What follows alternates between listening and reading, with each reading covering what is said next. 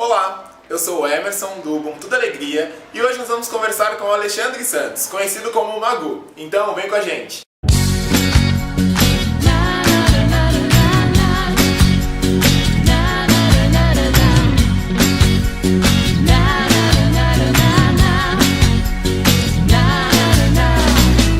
Oi Magu, tudo bem? Tudo bom, né? Magu, conta um pouquinho da sua história. Você nasceu cego? Não, eu não nasci cego. Na verdade, assim, eu nasci com glaucoma congênito e fui diagnosticado como cego, só que com 20 dias de nascido eu fiz uma primeira cirurgia que me permitiu ter uma baixa visão.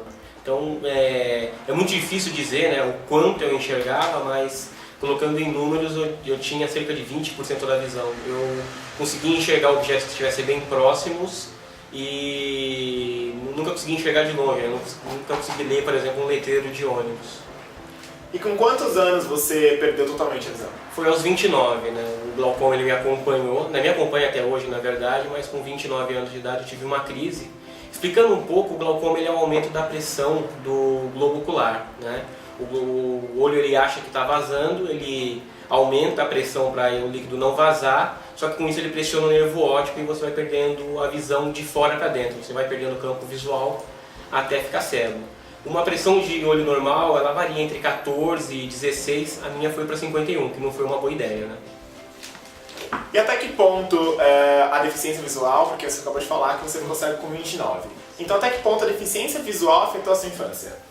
Olha, no começo, quando você é muito novo, as crianças elas não ligam muito, então era bem normal. Mas conforme você vai ganhando uma certa idade, como o meu olho direito ele é atrofiado, algumas crianças tinham um pouquinho de preconceito, sofria bullying, né? Ganhei apelido, inclusive Magu, né? É um apelido que eu ganhei nessa série, que hoje eu sou apaixonado por esse apelido, por entender realmente o personagem, né, do Mr. Magu, mas realmente assim, não era algo considerado normal, né? Realmente havia algumas críticas, professores tentaram, eu estudei em escola normal e alguns professores não queriam que eu estudasse naquela escola, queriam que eu fosse para uma instituição e eu tive que ir provando, né, que mesmo com baixa visão eu conseguia estudar numa sala como qualquer outra criança. Magu, conta pra gente um pouquinho sobre esse seu apelido, que tem gente que talvez não saiba. Mr. Magu é um desenho que foi criado na década de 60, que era um velhinho que ele tinha baixa visão, só que ele não assumia que ele enxergava mal. Então ele se metia em várias confusões, né? Era muito engraçado. Ele, por exemplo, uma vez se alistou no exército achando que tinha entrado numa loja de departamentos. Ele entrou na jaula do leão, no zoológico, que chamava o leão de gatinho. E ele tinha um cachorro também que também enxergava mal, o Mike Biker, e era bem engraçado mesmo. E no começo, né, adolescente e tudo mais, um pouco de vaidade, eu não gostei do apelido, que eu falei, pô, estão me sacaneando, né, estão brincando com a minha deficiência. Mas conforme eu fui envelhecendo e vendo que, primeiro, o apelido ele realmente tinha sido feito no começo de uma forma jocosa, mas que quando o apelido pegou, eu fiz a pior besteira que você faz com qualquer apelido, né? Foi não gostar, né? Quando o apelido pegou, eu comecei a analisar melhor realmente, né, o que aquele personagem representava, e ele representava exatamente isso, que não importa se você é deficiente ou não, o que você quer fazer, você acaba dando um jeito de fazer. Então, isso se tornou uma coisa bem bacana, e tanto é que eu tenho amigos com mais de 10 anos de amizade que, por exemplo, não sabem o meu nome. Legal. Magu, qual é a sua profissão? Hoje você faz o que da vida? Eu sou analista de sistemas, trabalho numa grande instituição financeira e também toco uma startup à noite, né? Acho que 24 horas no dia é pouco, mas trabalho com desenvolvimento de sistemas e aplicativos móveis. E até onde você teve problemas para criar sua própria autonomia? Assim, até onde você dependeu de pessoas? Até quando as pessoas tiveram que te ajudar para você fazer as suas atividades cotidianas? Eu acho que como todo deficiente, eu tive pais super protetores, né? Mas conforme eu fui envelhecendo e fui buscando o meu espaço, eu comecei a criar, né, essa independência. Então já com 12, 13 anos eu já saía sozinho com meus amigos para ir fazer trabalho em biblioteca. Aí sim, gente, eu sou velho. Eu ia em biblioteca fazer trabalho. Né? Ia fazer trabalho aos 15, 16 anos, já começava a ir para as baladinhas, né? Pô, tempo de colegial, fazer festinhas lá para a formatura e tudo mais, então já comecei a me separar. Já no lado profissional, eu comecei a programar na verdade com 9 anos de idade. Né? Na escola que eu estudava, foi uma escola de computação na época, fazer uma propaganda lá, e ela acabou, essa escola deu bolsas de estudos para os professores levarem os filhos. Só que a minha professora ela chegou para mim e falou, olha, eu acho que você vai aproveitar muito mais desse curso do que meu filho, e cedeu a bolsa de estudos para mim. E eu comecei a estudar e me apaixonei por já gostar de tecnologia, né? Desmontava rádio em casa, eu não conseguia montar de novo, era um barato. E comecei a fazer esse primeiro curso e me dei bem, gostei pra caramba. O professor mesmo falou, olha cara, ele tem jeito para a área de tecnologia, né? Investe nisso. E com 11 anos eu ganhei meu primeiro computador do meu pai e fui tocando isso daí. Então na área profissional eu já fui me adaptando antes mesmo de começar a trabalhar efetivamente. Então quando eu fui para o meu primeiro emprego, eu já tinha uma rotina de trabalho bem definida na minha cabeça.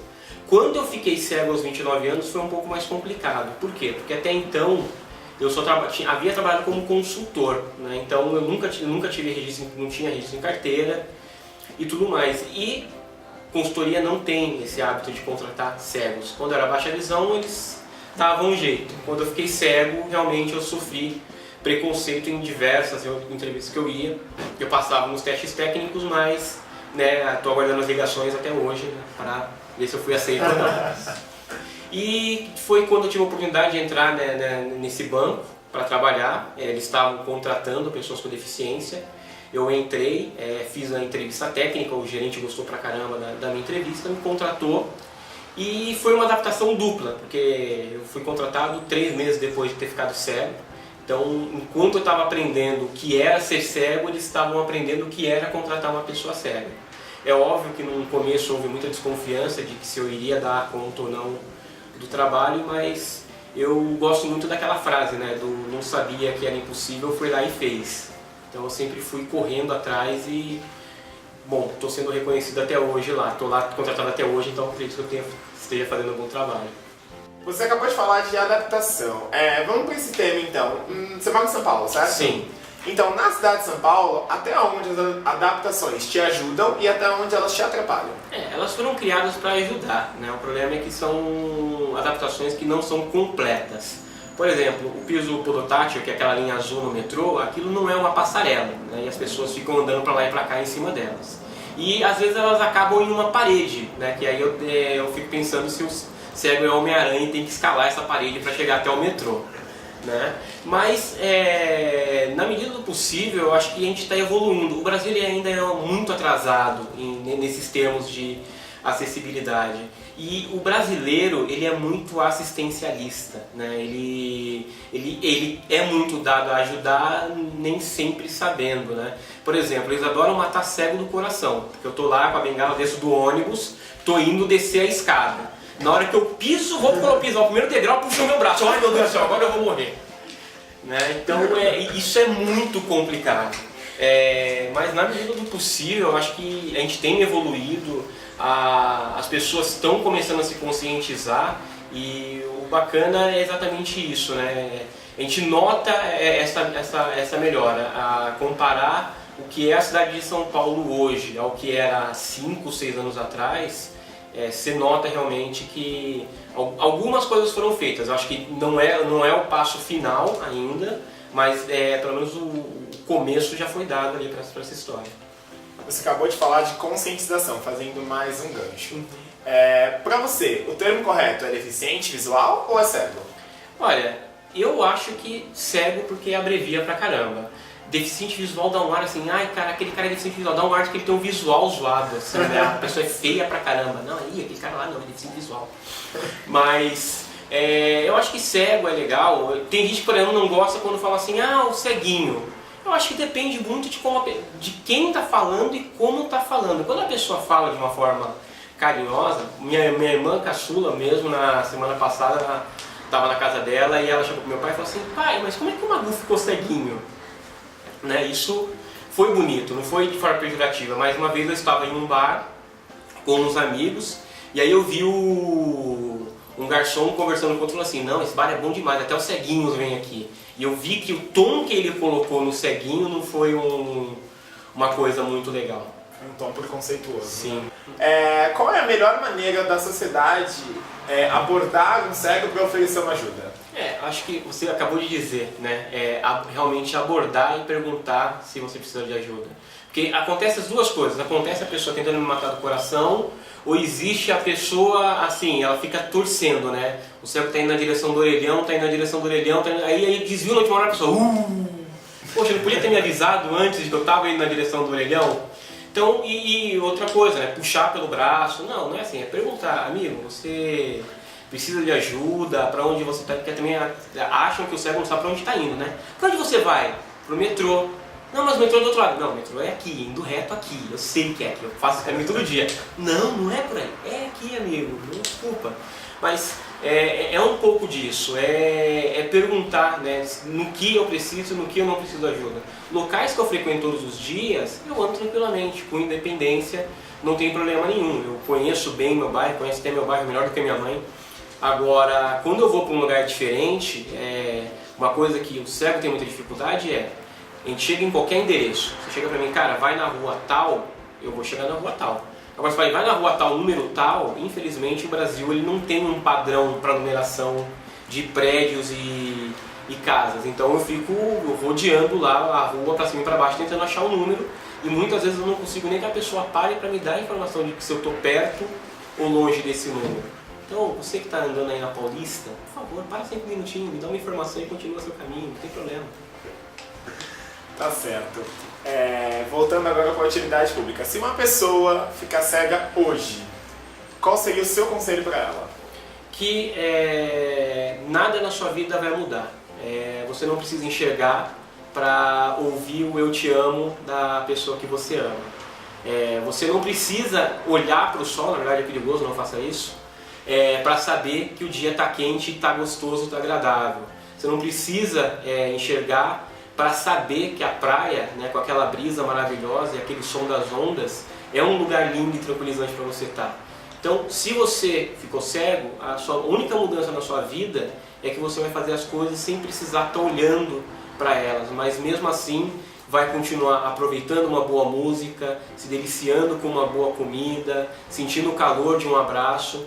Então, é seguir em frente, porque nada é impossível para o ser humano quando ele quer fazer alguma coisa, né? Toda limitação que a gente tem na vida, ela está em um único lugar, na nossa cabeça, na nossa mentalidade.